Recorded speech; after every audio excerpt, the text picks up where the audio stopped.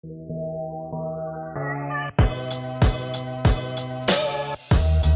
everybody doing out there? I'm Philippe. This is co-host Jamie right here. We have a special guest today, a really special guest today. Joey Mazza. Welcome to the Joe. Welcome to the Joe Show. We're just good. No edits. Today is the Joe Show. We're good. There's no doubt about it. This is the Joe Show. Well, I'll talk a little bit. I met Joe, I think, last year, right? We met at... 2 years ago at the fashion. Was it 2 years ago already? We got introduced to you. You were doing magical things, some charities setting up and everything, and you welcomed us into our world. You know, we've been working with you ever since. I'm sure Jamie, you know what I mean? How'd you meet Joe? Same thing, right? I met you 3 years ago. When was the first fashion show back? That's just like 12, 13 years now, right? We've been doing the fashion show for 13 years. Yeah. Right, but So you and I haven't officially met probably 3 years now, I feel like. 3 years ago. And then the last year we got tight. You fell in love. Told you not to look into the baby blues. You didn't listen. It happens, man. You're not the first. I happened to all my male friends. Hey, can we get a garbage can in here? I just want to throw For the bullshit. I hope you're wearing a diaper tonight, bro. There's gonna be a lot of shit to wade through. No, all kidding aside, Joey is just instrumental in the way I am and the way I live, and just somebody I talk to on a daily basis. You know, and that's just a little bit. But we're not going to cry the first 3 minutes in. Both. I can't touch this. You can touch whatever you want. No, but it picks it up. You're good. You guys mean so much to me. I have to tell you that. Like, that's why I check in on you guys. My friends are the world to me. I met you doing Eva's Village events, and we built a friendship. Yes, we did. Same way with you. Yep. Though you're donors of Eva's Village, can I talk about Eva's Village? Yeah, of course. Anything you want, man. So many of the donors that I deal with have become friends of mine. And I talk to them about all types of conversations. Right. And that's important for my relationships. So you're not just donors anymore. You become part of my family. And I think that's why I'm sitting here today. Oh, yes, absolutely. It's the only reason. And we appreciate that. Listen, tell us a little bit. I want to get into your story a little bit, but tell us kind of like what role you have at what Eva's Village is, what role you have, right? How you like. It looks really easy on the outside because people just show up, eat in a like fashion show or tasting event or some shit, and I know a lot goes into it. But give us like your position there. What Eva's Village is and kind of how you quickly how you put that together. So Eva's Village is a nonprofit that started in 1982 by Monsignor Puma. And it's in Patterson, New Jersey. Patterson, New Jersey. And I started there as a client 33 years ago. I came to Eva's with a 16-year heroin addiction, and I climbed on their stairs and I told them, help me or I'm going to kill myself. Yeah. 4 months later, they found out that I had typing skills. Mm-hmm. Oh, sorry. That segue was from heroin, 16 years. That's for all those secretaries out there. You're being laughed at. There's hope. Stand up. If you're a heroin addict with typing skills, there's hope for you. So I was resume. I was working as a volunteer in administration because I was collecting the max on unemployment, so they told me not to get a job. Yeah. But I was typing and I was sorting the mail and everything, and they hired me 4 months into my treatment. This was 16 years ago. Huh? This is how long ago? Like what year is this? 33 years ago. Wow, 1990. Holy shit. And then a position opened in the men's halfway house where I was living to be the assistant house manager. So they moved me up there. And then I got my GED, which was something in my personal recovery that wasn't done yet. So I didn't go full circle. And I knew I needed it. Mm-hmm. So I was forced to get my GED, and then doors opened, and now I am the manager of special events and major gift cultivation at Eva's Village. I mean, and you basically created I it for you, bring right? almost $3 million a year in. Wow, that's impressive. That's really good. And obviously, and these funds are for what? So what we do is we have a community kitchen that serves between the community kitchen. I don't want to touch her. The community. Electrified. Now I'm This is pretty good. Good. So, our community kitchen, and with all the people that live in our programs, we serve about 1,200 meals a day, Holy shit. which That's is a really lot. good. That's really good. And we're seeing a lot of the working poor. We're seeing a lot of the migrants that came in. Mhm. We've never served children in our community kitchen. Now we are serving families with Wow. these young kids that are coming in because people are hungry. Yeah. And you can't really find out about a person's needs if they're hungry. Yeah. So if you feed them, you have a better chance of opening lines of communication to see what's really behind you eating here. So that's how the community kitchen started. And then we have overnight shelters for men and women. We have the Mommy and Me program, which is the Hope Residence. It was the first of its kind. There's only 3 in New Jersey. So women don't like to get into rehabilitation because they have children, Kids, yeah. and they don't want Yeah. their children taken away from them. So we opened up a program where the mothers and children could stay together, and recovery is the unit. Wow. And it's such a wonderful program. We have a lot of newborns in there. And then we have halfway houses for men, halfway houses for women.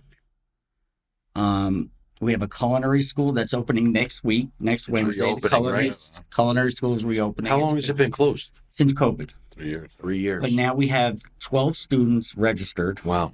Like, I can't wait for it to open. I'll have you guys down for lunch so you can see what the students are doing. It's I amazing. wanted to back up for a second. We had the opportunity to serve lunch, right? That was Right. a couple months ago.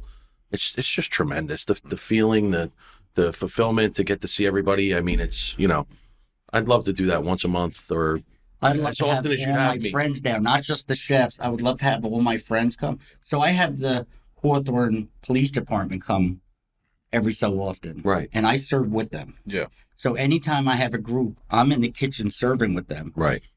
Because our community kitchen is like no other community kitchen, where people stand online with their trays and they're given their food. Yeah. People are sat down at tables and they're served like they are served that's in a great. restaurant. They're poured coffee, they're poured water. The people that eat in the community kitchen are so grateful. Service is fast. It's not like, I'm telling Yeah, you, I was shocked at how quick we served the serve room. 300 people They gotta in turn 15 tables. minutes. Yeah, I mean, the table turn time there is amazing, It's- actually. Yeah, And then we serve It's so crazy. and we serve 2 lunches, Yeah. 12 o'clock and 1 o'clock. And they're out in 20 Yeah, minutes, basically. like- It's lightning, And you guys still have addiction services too, in terms of rehabs, Right. meetings, and everything too, right? And that was the place that saved my life. Yeah. Like, who I am today was because of the work I put in.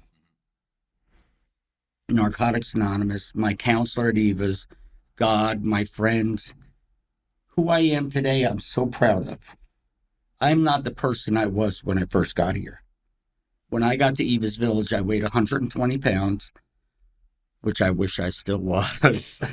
I had no teeth in my I had no teeth in my mouth, and I became something other than my mother's child. Yeah. I couldn't even look at myself. Now I look in the mirror and I wink. Yeah. It's that good. Listen, so not only did you get clean and everything, you got fulfillment and you built your self-esteem up. You actually got to find out who you were, right? And that's kind of like some of I was talking with somebody earlier. That's kind of the rewards of recovery, right? Right.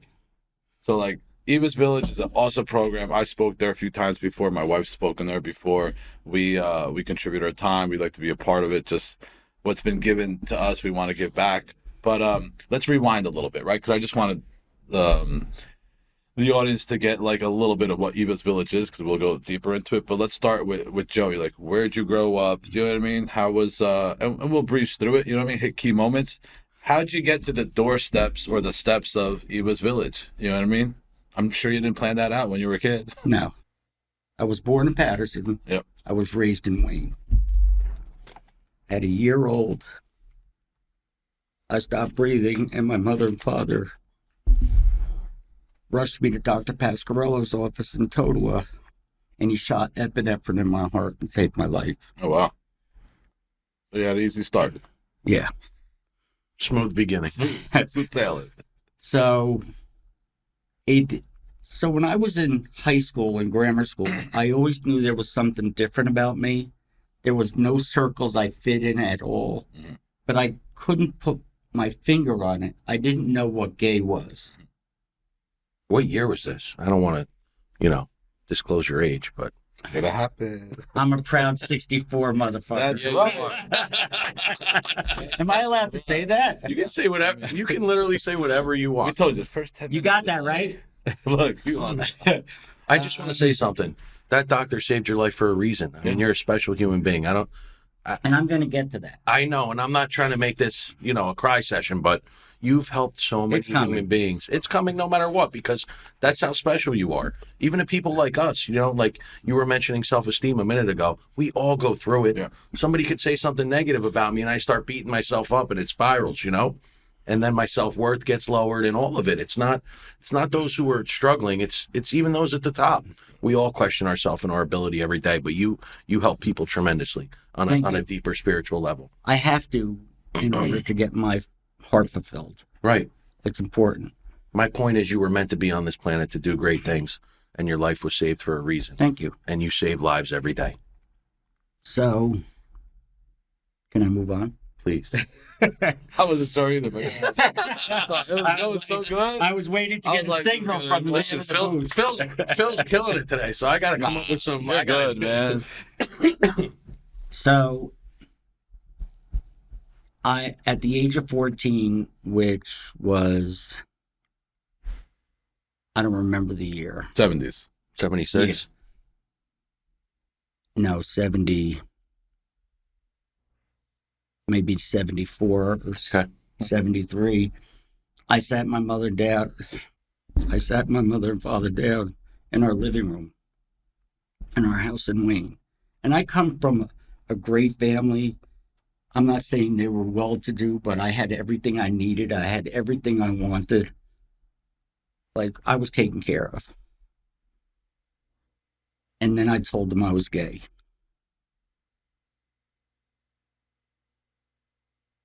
And they told me they wish they'd never saved my life.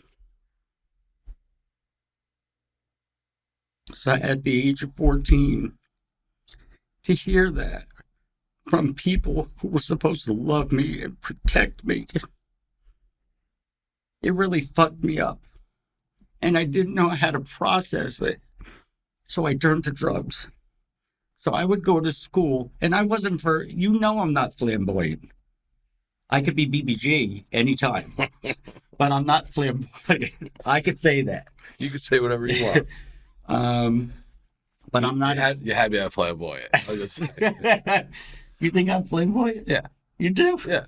I'm not. I'll talk to you after this. Oh, shit. We're getting a little fucking street. That didn't happen in Wayne. You didn't pick that up in Wayne. So I would go to school and I was bullied. I was called names. Rocks were thrown at me on the playground, and it traveled into high school. And I was just bullied. I was like, what was I, the only fag in Wayne Hills High School?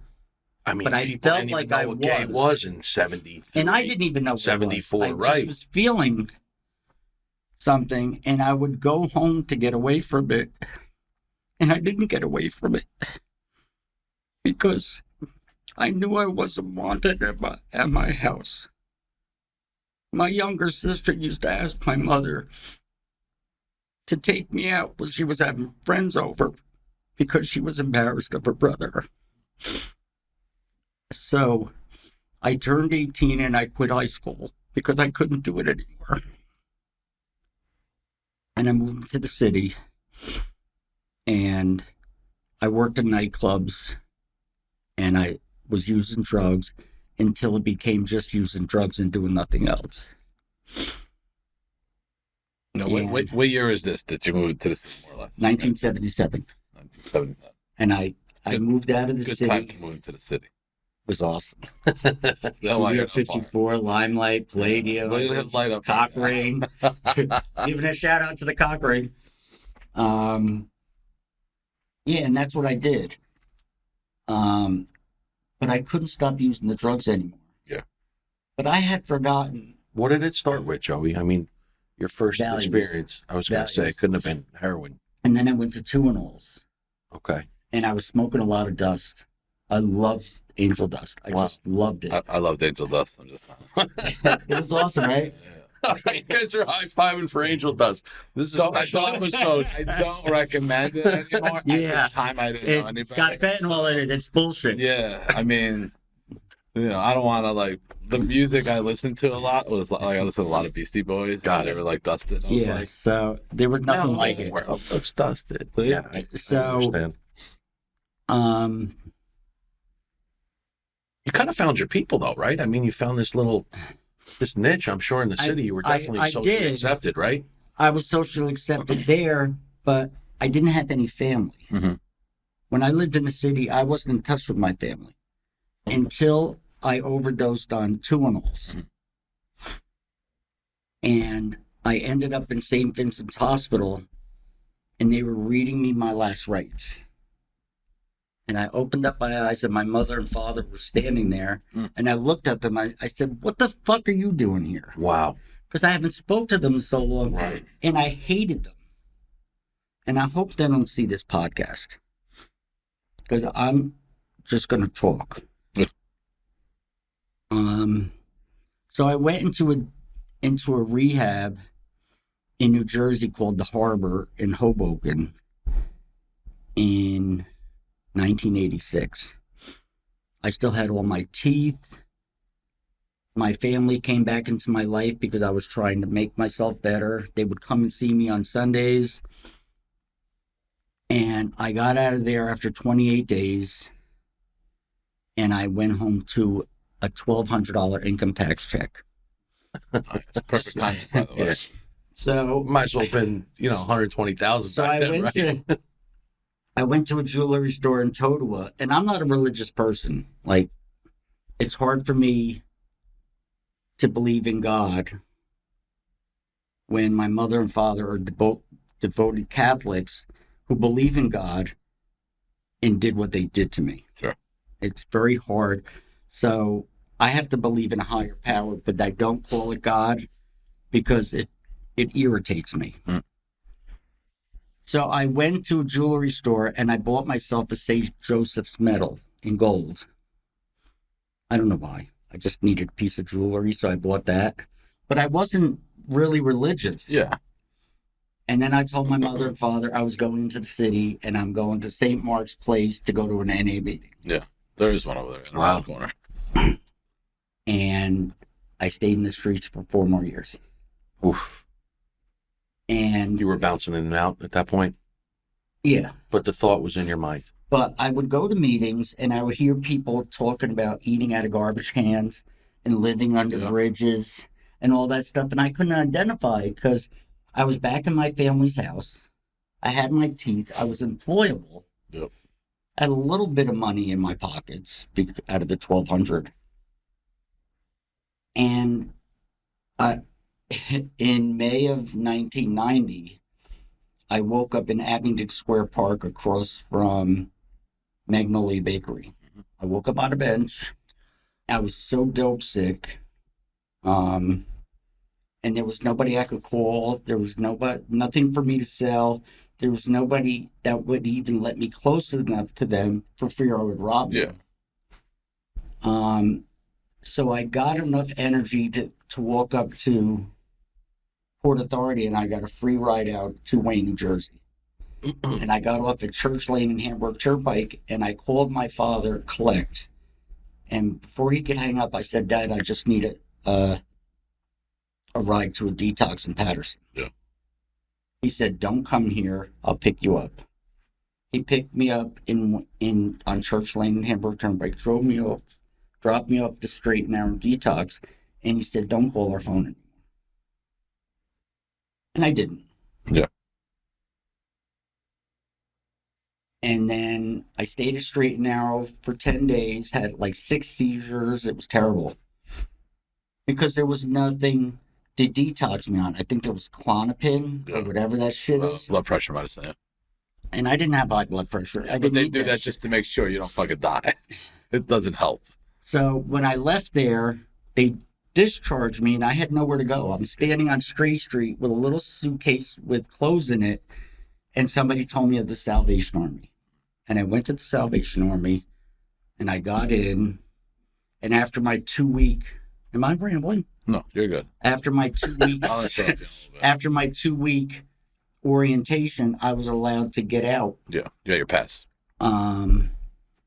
So I went back to the detox because on Saturdays they would have an NA meeting come in, like it was a H&I. You bring one in. So I went back to the meeting, and there was this guy in the meeting. He had a purple hat, these round glasses, these lavender shorts, white sneakers. That's flamboyant. And I judged him the whole time.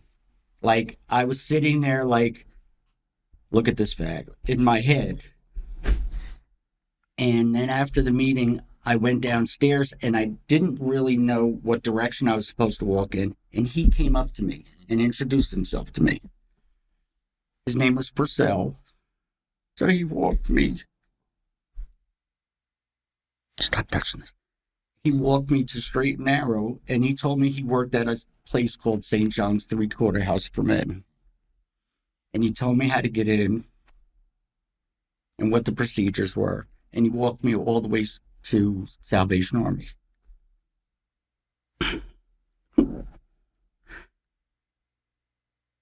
You're doing great. I did not know that this man was going to become my best friend, which is something I never had. I got into Eva's village and I went to NA meetings and I listened. I sat there. I got clean in Patterson in May. That's how bad shit was for me. To go to the heroin capital of the world in the summer to get clean, you know, you had to be really fucked up. Usually people go in the winter because it's cold. Like, Yeah. That's what he's saying. He's like, Uh, spring and that's- summertime is That's like, some real detailed dope shit. Right there. No, People don't I get identify really. When it's cold, you're like, I might as well get clean now. It's fucking freezing out That's crazy. Well, I it's hot, could you're have like- stayed in that park, Yeah. but I didn't because I had nothing left to lose. there. Yeah. I sat there. It's either make a decision to get your life together or just end it. Yeah. And I didn't want to do that. I don't know what came over me. Let me ask you something because it's just like 9.5.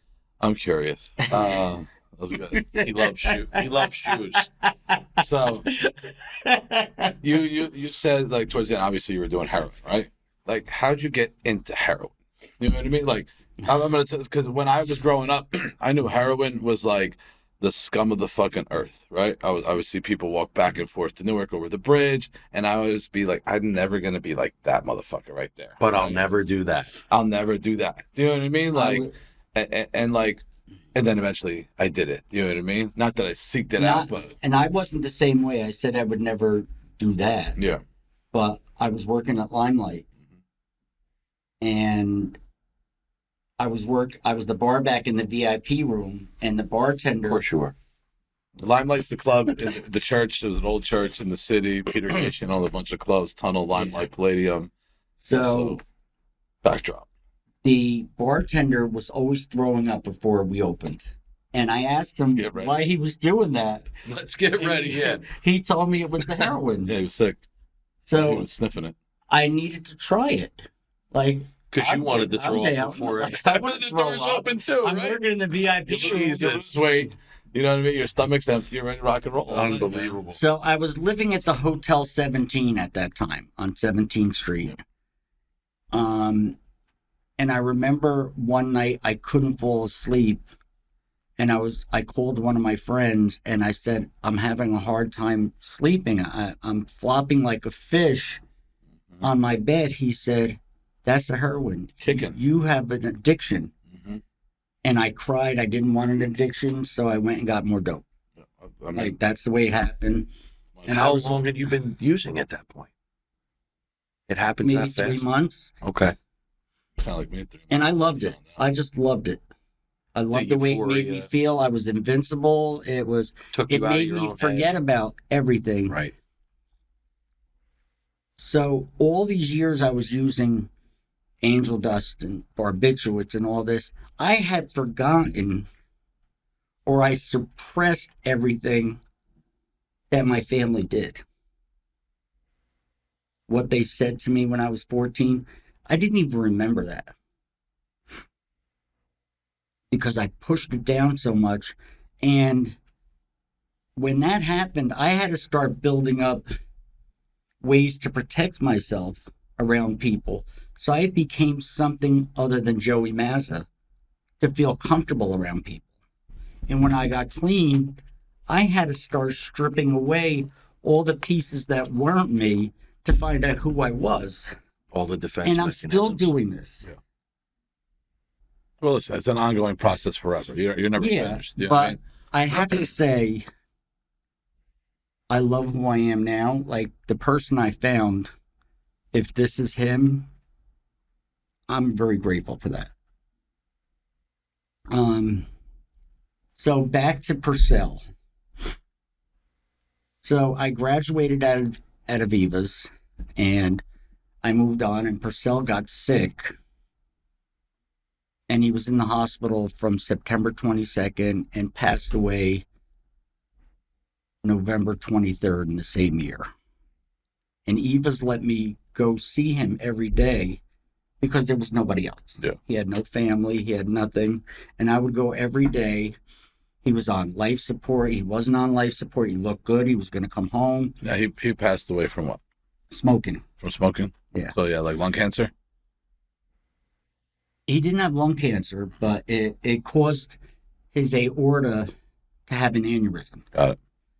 So I'm coming from somebody who was a junkie in the streets, Yeah. who is now made the executor of his estate by the courts. The hospital put me in that position because there was nobody else. And it took me 11 months to fight the courts to get him out of the morgue, or they would have put him in Potter's Field.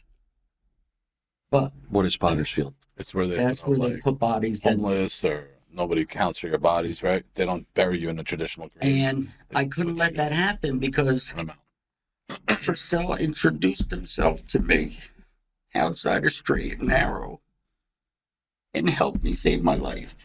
Another angel. So I had to show up for him. I fought the courts. I won. I had to get private investigators to search for family. It went on for 11 months, and I had 1 month to go before I would have lost him. And I got him out, and I reached out to a donor that owns cemeteries in New Jersey, and he gave me a free plot to Yeah. bury Purcell. There's no recession with that, right? Business is usually pretty good. I think they have seasons. That's season. When is the high season? Third quarter strong. Third- Cemetery. Yeah, business, you know it is. And- Like end of the year, we gotta wrap it up. So I was able to close out all his accounts and hire a lawyer and hire a funeral home to do a nice burial for him. And I had to give the rest of the money to the lawyer. And he said, "Did you get Purcell a headstone?" And I didn't. I just wanted to get him in the grave. Yeah, you want to get him out of there and get him in the ground.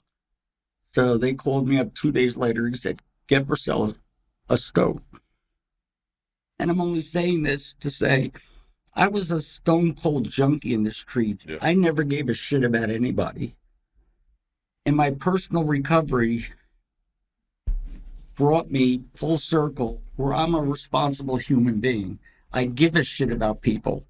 That's why I check in on you. I know my texts are like horrible when I text you guys, I've had worse. You're but I good. give a shit about my friends. Yeah. And lately, I've been getting so much love from people, and it's a little overwhelming. Let me chime in really quick, right? So that way you can drink your coffee, have a break, then, right? So cool. I like hearing, right? So the responsibility part, as addicts, as junkies, whatever, like responsibility is very, especially for somebody else, is not even on the radar, right? It's a very self-centered, me, type of thing, survival instincts. You get clean, you develop some responsibilities. Cool. Everybody kind of does that if they stay clean. I'm not taking away from it, but like you have a special energy. You're smiling all the time. When did that shift kind of happen? Right? Mindset and everything, where as much as you want to be around Jamie, me, and other people, right? It's like, but you're a magnet too, because it's not just like we like to be around you, right? It reciprocates. You have a special energy. Love me. I love you, John. You know, when do you think that switched? When I believed I get what I give. And I still believe that. You give good, you're going to get good back. Like, But what about, I'm being introduced to people through you and through you. Yeah. And not that Instagram validates me, because I validate myself. Doesn't hurt though. the likes are okay. The fire emojis, the hands up, It's the hearts. It's the numbers. It's the numbers that do it for me. Fucking KPIs and analytics is where I live. But I'm meeting people all over the place That you're meant to be around. that are following me because I'm following you and I'm following you. But there's And I an just energy. love it. Like Jamie Right. said to me, and I'm not bragging. Maybe a little. It starts with Please brag a little bit. humble brag. So Jamie said, we were having a conversation. And he says, Joey, you're not in the conversations that I have with other people when we talk about you. He said, people love you. Sometimes my self-worth is in the basement because I live in my head. Yeah. It's terrible. It's a terrible place to be. I don't suggest you go there. It's dangerous, a scary place. It's a very scary place. It's always dark. And it puts me in a sad place. Even I'm sitting on top of the world, Right. and it puts me in a bad place. So I got a phone call this morning that just made my whole day. Thank you, Joe.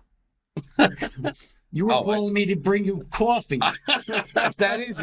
I thought you were talking about our phone call, but I call and that's it. Coffee. Joe starts getting all giddy. Loves it. you live in your heart now. You said something I important. do. You don't live in your head. You live in your heart. And I our circle do, has become and, tighter like, every day. I'm being asked to play here. Like I gave up DJing when I turned 60 because I don't want to be that old guy in the booth playing. Well, guess what? Dragged your ass right back in. Now, like people want to hear me play, and it's awesome. Like I'm really excited I have a couple ventures coming up that I'm really excited about. I'm really excited to play at Leah Gashion's birthday party. That's cool. Out of all the DJs she could have got, she asked me. Yeah. So I'm so psyched. I mean, you could say you're going to be the resident DJ at So Kinjo. I'm It's going to be fine. the You resident could say that. DJ at Kinjo. That is the brainchild of Chef Jamie Knott with executive chef Bill Sanders. And we just did a pop-up for the residents that live in the Irby. And I have to say, Chef Bill killed it. I am so proud of this kid. I'm so glad he's my friend. I'm so glad he's in my life. Timing is everything. And Jamie said to me, we did the pop-up at the Irby in Harrison. Yep. And Jamie sent a text, and I'm putting this out there. I don't give a shit. This is my story now. Yeah. The Joe Hour. Mm-hmm.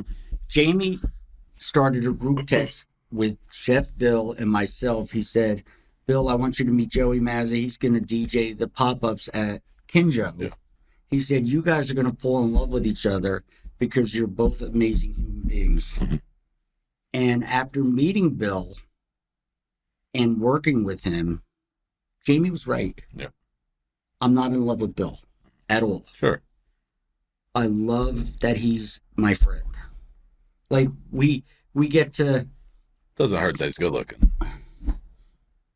I mean, you do have a type. Like, you surround yourself with guys like us. I'm not My type is somebody with a pulse. humble brag. Stop it right now. I don't know. How dare you? Chef's might be up there. We got a lot of chef friends. You do have a lot of chef friends. You do. I love them. That's why I can't lose any weight. But no, Bill is my friend. He's not my type. I'm not a Catholic priest. There's a 37-year difference. We got to play Not My Type in the background. Mm-hmm. But I just love that he's my friend. He checks in on me. I check in on him. He has the whole world in front of him. And You're excited his for him. energy. I'm excited for you. I'm excited for Bill. I'm excited for I'm over here. everybody. Dude, it doesn't sound like you're too excited. You're giving it to a lot of people. But what are Marvin's you back there, doing, too. actually? Does it matter? Just be excited for me. Be excited But for him. I'm talking about Kinjo right now because I was asked to be the resident DJ at Kinjo.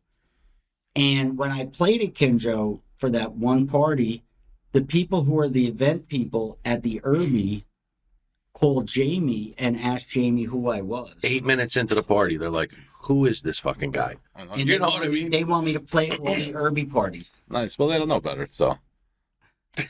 Don't do that to him, dude. We'll have change the whole to do it with this podcast. Thank you. change the whole trajectory, bro. Change the whole No, trajectory. I've been around when you DJ and everything. Like, just seeing you DJ, just seeing you do something that you love to do before. You know what I mean? Recovery also gives you the opportunity to do, like, when I got clean, like, I used to love snowboarding, skateboarding, riding my bike, right? And because of it conflicted with my hours of shooting dope, right? Right. So, like, once I got clean, I had a tight schedule. And, like, running to the projects in and out, and Yeah. scheming. I got back into snowboarding, and to this day, like, that's my... That I used to play the drums. I sold them for fucking heroin. Sold Wow. my snowboard, everything. I play drums once in a while, but like snowboarding and like just doing it, and it allows you to do those things. And that's what I'm saying. Like, I know I was messing around with you, but like seeing you DJ, right? And you DJ really, really cool, but just seeing the glow that it brings to you, you're excited talking about it, right? That's the energy kind of like we're talking about in the sense of not to put it down, but like you get clean, right? Mhm. It's the hardest thing. And then you start recovering and you get stuff in life. It's cool. It's fucking phenomenal. Like the odds are like unbelievable, right? But then what? And I like to hear the like afterwards, like you started DJing again. You know what I mean? You started founding, because it sounds like at 60 something, you have a lot more passion for life Listen, than you did when you first got clean. I hope anybody that's watching out there, I hope you can become me when you turn 64. Because I'm doing some shit right now That's that right. I never thought I would be doing. And I want to throw this out there. I'm a 2-time cancer survivor. I'm a heroin survivor. I'm just a fucking survivor. That's it, man. And nobody's going to take anything away from me. And that's why you have a passion for life, and you're grateful for every day. That's the difference. This wasn't that hard. Told you. We had to talk this guy off the ledge before he fucking. Yeah, got I mean, we're I- shaking like a fucking leaf. That's why he's not touching the table. I'm like, don't fucking touch anything. I really had a problem with The this mic's because I picked don't like to talk about my past Yeah. because it's very hurtful. But it's therapeutic at the same time, right? You get it out there. You feel Yeah, but better. It gets easier. I don't like to get emotional, even though it was so painful. I can't help it. Yeah. And when Because you're used to suppressing. You just push down. So- It's down. uncomfortable. You got to let it out. So talk about suppressing. So I still work with a sponsor and I do a lot of writing. Even if it's just gibberish, I write. And I remembered that my father brought me to the priest I was an altar boy with and made me confess that I was a homosexual to the priest's face. Not even with the It's like, the don't go board stay and the here. kneeler and all that little window. Hello, how are you? Did his robe get I'm tighter? hiring. And I wanted to say to a motherfucker, I was a altar boy for you, and you never touched me. How come I you felt didn't like pick me? Rudolph that wasn't invited to the reindeer. It's like dodgeball. You're the last one to get picked. Did you really think that and feel that? No. Okay. I This just is want all to. for podcast. All right. I just want to clarify. But I forgot that my father did that to me. That's crazy. And when I wrote it down, and all the feelings came back to me on what my mother and father did to me. And I was like, motherfucker. And when my father passed, I looked at my husband and I said, one down. Because that's how I felt. Wow. That's Because powerful. I never got to talk to my father about this. Like I never let him make an amends to me. I did nothing wrong to him. Right. Um, Listen, you're in a spiritual program and you grow and change and evolve, right? Yeah, of Some people need that and they don't know it. course. And listen, also like, not making it about me, but like my experience, right, is like with my parents and everything. Like they did the best they could with the tools they had at the time. You know what I mean? Like And I know- I'm not making an excuse for it, and like hopefully my kids will have the same. If they don't, they go fuck themselves. Hopefully, good fucking father. They've traded me in for nobody else. listen, Hopefully, they have the same. You know what I mean? I understand my mother and father are old school Italians. They're devout Catholics. I totally They get follow it. a script. That's But- it. It's the way they were brought up But too. you let something you believe in that you can't even see That's the whole world. What do you? That's not just back take then. the place Politics, of religion. somebody you gave birth to. And I couldn't wrap my head around that at the age of 14. Now, how are you? I with felt it? like you're supposed to protect me and love me, and you don't. Now, how am I Yeah, what? Still how do you hurts. deal with it now. Like, how are you with it now?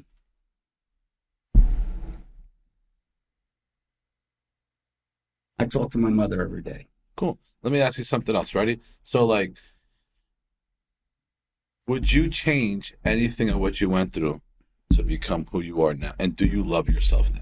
I would never change a thing. That's my like. So, like, you Because can't pick if I your. rewrote my story, I wouldn't know you. Yeah, you wouldn't I be, wouldn't know and you you. wouldn't know Joey. I wouldn't know That's any true. of the people that are in my life that fucking love me. You wouldn't know Joey Mazza 9.0, Yeah.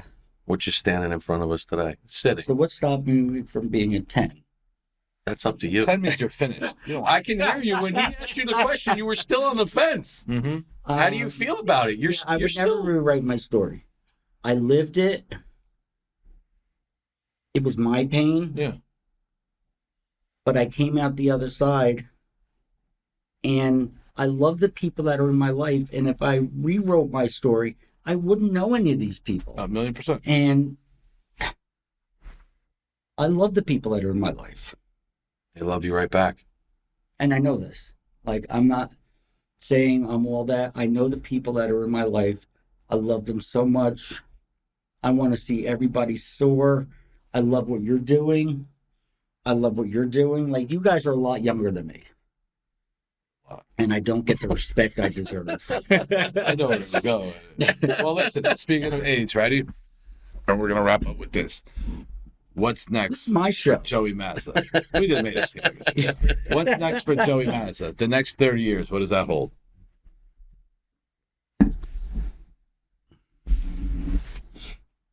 I don't know.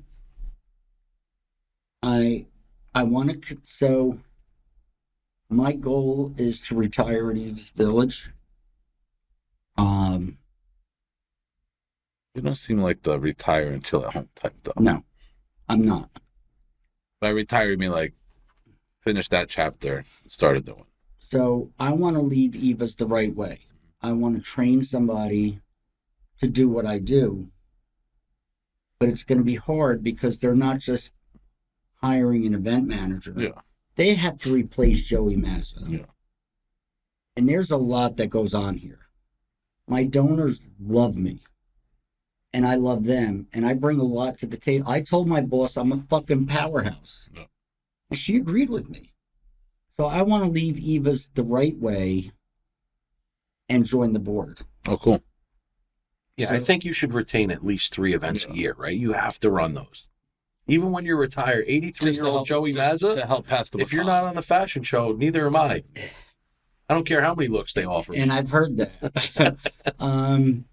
I still want to stay involved so that the people who are involved with Eva's, because of the work I've done, that they stay involved. Evis is still doing such great work. And I want to help bring in the money to keep the doors open for all those people that are coming in behind me. Yeah. It's very important that we pass the baton. Like, I love the life I live. And I want every addict that's out there that wants the help that comes to Evis to get what I got, because I'm a product of Evis Village, and I'm a very proud product of Evis Village. I want to see other Joey Mazzas. Very cool.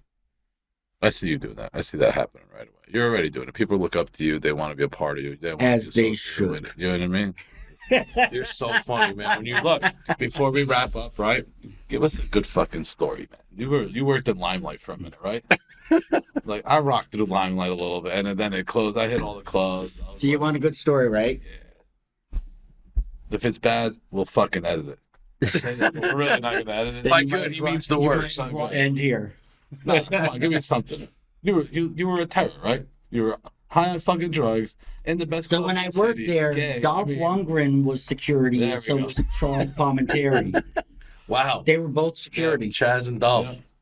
And it was awesome. So in the VIP room, Duran was always in there. Perry Lister and Billy Idol used to run parties on Wednesday nights. Like, it was a who's who. Like, I was with people. When I look back, Not too many Wayne people there. huh? Not too many people from But Wayne. when I look back at my life, I smoked dust with Keith Haring at Paradise Garage. And I managed Christopher Street Pizza for a bunch of years, and everybody came in there. Yeah. But to me, it was I mean, that's cliche what? that you worked on Christopher Street. I mean, you can't, like, that's pretty fucking good. When I'm in something, I'm in something. I'm with you. But when I look back, like, being in the Anvil with Freddie Mercury, and it didn't faze me because I was around it a lot. Yeah, all the time. And not they were part of my demise at all. They were part of their own. Yeah, correct. But I would love to write a book about my story. And you're waiting for what? Pen and paper. ChatGPT, bro. ChatGPT. I got one going right now. I'm on like chapter 3. It's fucking great. But people have told me you should write a book. Like, I don't know if you know who Marsha P. Johnson is. I don't. She was a black transvestite that started the Stonewall riots with Sylvia. Stonewall riots, yeah. Stonewall Inn. So she started the Stonewall riots with Sylvia. And Marsha P. Johnson was a great friend of mine. She stayed at my house. We used to go to the Anvil. We got high, and she's an icon. Mm-hmm. So when I look back at the life I lived in the city, even though it was drug induced, it was so much fun. Yeah. I mean, It really was a lot of fun. there are a lot. What happens is, like, as addicts, we tend to focus on the good times. You know what I mean? So we got to be, like, I had good times, right? And then it got dark. And then it got really fucking dark. But I did have some good times. The problem is I always attached it to seeking out those good times. You know what I mean? Of and course. Like, if I go throughout the whole year, it wasn't, the odds were very good. And when I was in the city towards the end, I was working at St. Mark's Baths, and that's when GRID came out, gay-related immune deficiency. It wasn't called AIDS yet, and people were dying all over the place. I was very promiscuous as a gay man. I had to be.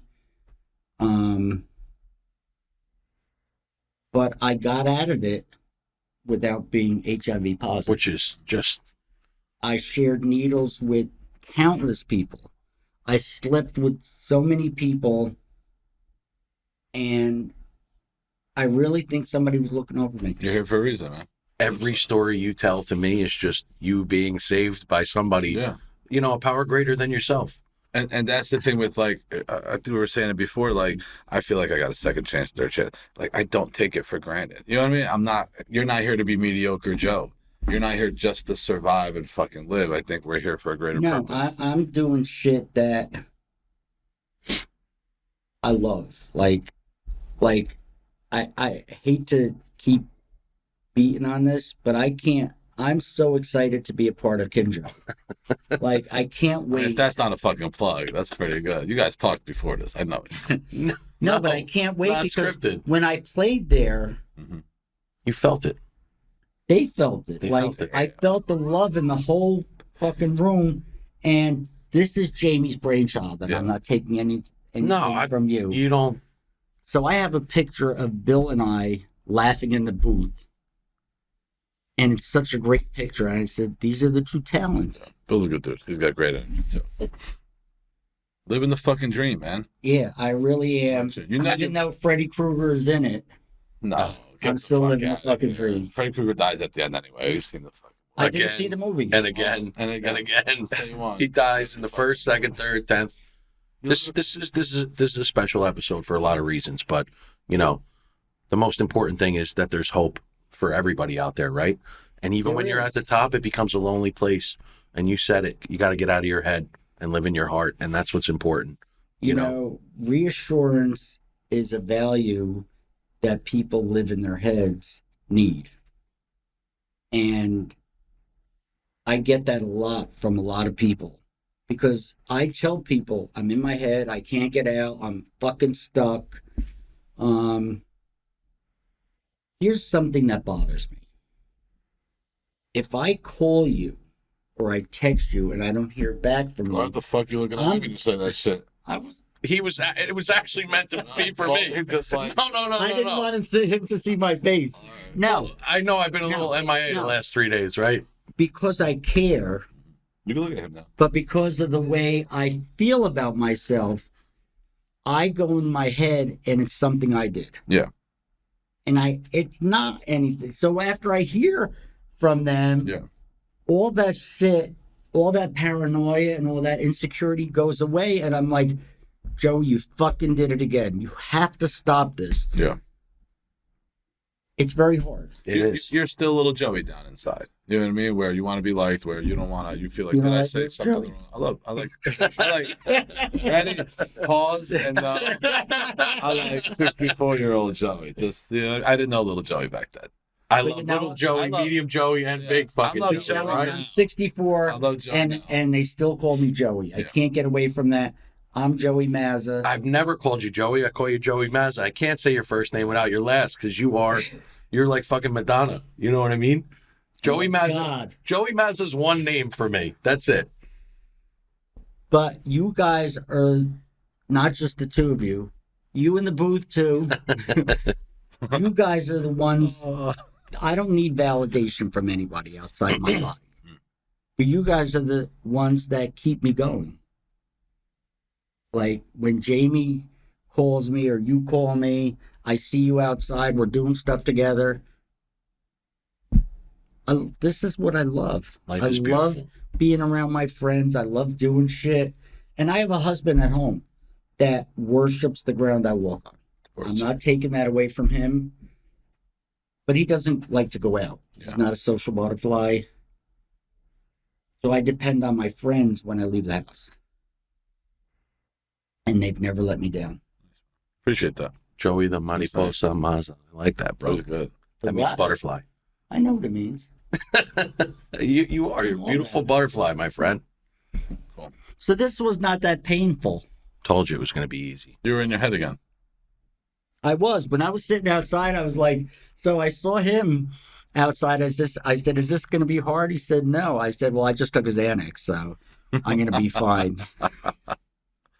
No, listen, Joe, we really appreciate you. We've been trying to get you on this podcast, but we know you're extremely busy. No. I got to tell you, I was double booked. And because somebody flew in on a plane. I was going to say, what was the double booking? Let's call it what it is, bro. It wasn't me.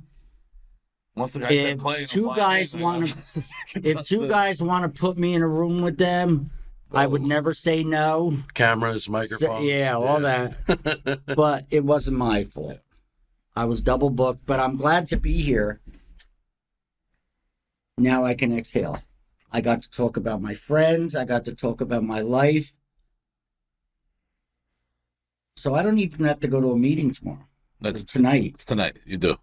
You have a commitment. Why? Because I got You the know- fucking key. You know what the commitment? That helps too. I know I broke it into that one before. That helps too. You're good, but you have a commitment, right? Listen, I made it. So for those of you out there, I gave up Narcotics Anonymous for. Are we running over? Yeah, absolutely. There's no such thing. Keep Okay. going. The answer. So is yes, I gave but up. go ahead. This is the last segment. Yeah. Marvin left already. Look, he's gone. He's gone. Cut it So quick. I left Narcotics Anonymous for 11 years because I got such a good life. I let the life that the program gave me take me from the program. Pretty good.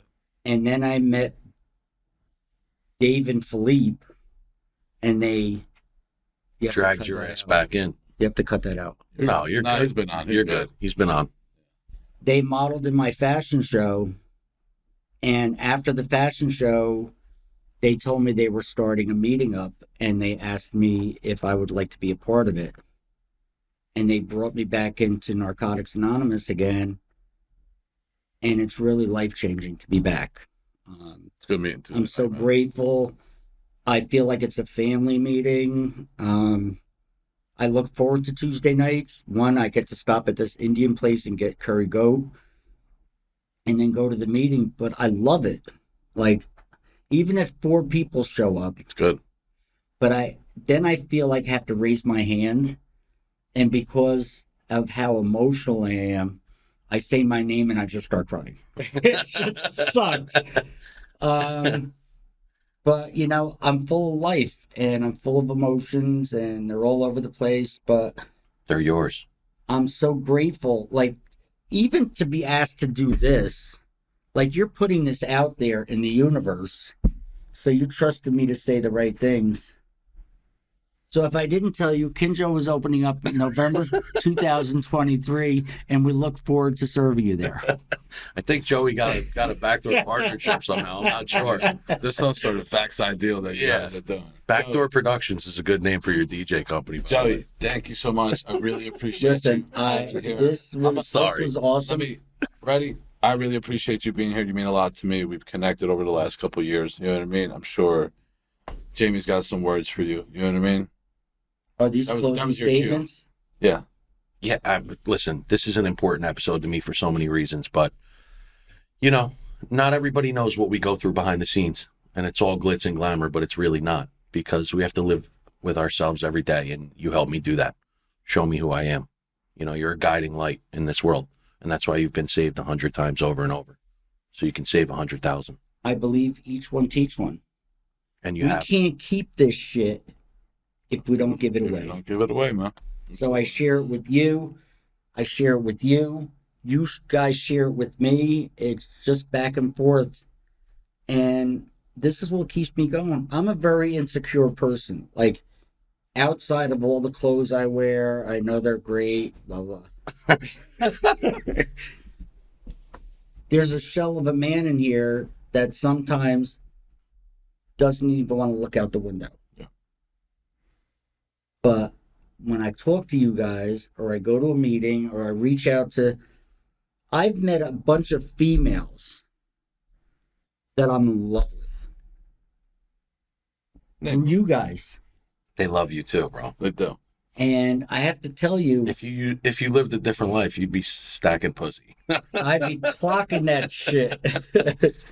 I'd have children. Oh man, I think that's a nice place to close. Yeah. Listen, beautiful. And I would have children? Yeah. hey, you're definitely one of the predators when they talk about it. Like, I truly believe if you didn't get clean, I wouldn't have got clean. Not necessarily directly, but like, you laid a lot of the groundwork that allowed us, and the work you do at Eva's Village and everything else, and continuing. And I want to end with, like, if you don't know, look up Eva's Village in Patterson. There's multiple ways you could donate. You could do service work there. You could show up. You could go to the kitchen, or just hit up Joe. You know what I mean? Or hit one of us up if you want to do a tour. If you just want to see what the beautiful work that they do there. Mentioned the cooking school's opening up too. Lots of people that we know. One was at the tasting event. Went through their curriculum, became a chef, and is working in different. You know what I mean? Different kitchens, and you know. And our website is evasvillage.org. There's ways you could sign up as a volunteer. Yep. There's events up there, how you can get involved. You could read about the wonderful work we do. I am the wonderful work we do. You're a product of Eva's, like you said. And if you want to follow me on Instagram, There you go. I'm Joey Mazza BBG. They'll be in the show notes too. In case you need to figure out what it is. Don't call me And baby girl. Yeah, don't call me baby girl. That's just Jamie's. But other people are picking it up. You put it on your IG, bro. What do you want me to do? They don't know what that means. The word's out. Yeah, they don't know. fucking hard. Yeah, they don't know what that But means. if you follow me I mean, it on can be that or another Instagram, thing. if you follow me on Instagram, it's all about promoting what my friends are doing. Plus some fashion, some music, Eating. some food. But if you follow me, you'll be able to know when Kinjo's opening. Not if you follow him. You know Just what? follow him. You know what I learned? I just want to close with this.